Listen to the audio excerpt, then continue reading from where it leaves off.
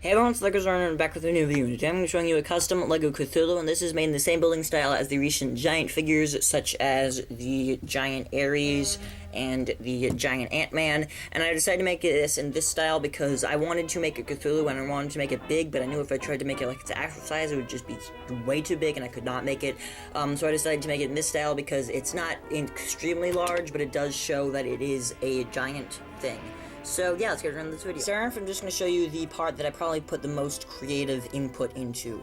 And this is the head, and you can see it's really not like a lot of the other giant figures because it's not just perfectly round, mostly because they really don't make very many colors for that perfectly round piece. So I decided to just brick build it up, and I think it turned out really amazing. I used these like weed type pieces as the tentacles, and I think that actually looks really good, even though it doesn't look perfect. It just looks a lot like what it's supposed to be representing. And you can see the only use of this color on the build, the eyes, I think that really does show like the monster nature of Cthulhu. And you can see I did try to make the back kind of like the octopus's like head part, how it kind of like curves back, and I think that kind of is well represented pretty well.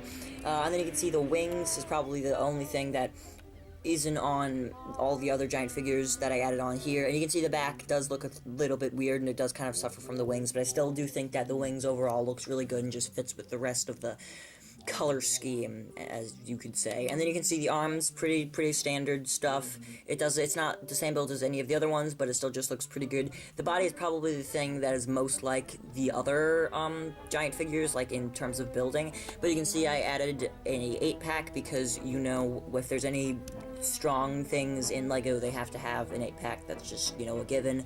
So yeah, and then you can see the legs. Fairly different, but more based on the Ares design. So yeah, overall, I think this turned out really good and just represents exactly what I wanted to represent. And I've been thinking about how to make a good Cthulhu for a while now, and this is just the best way that I kind of found out to make it and just kind of represent how it's supposed to look, but not make it way too big that I couldn't make it at all.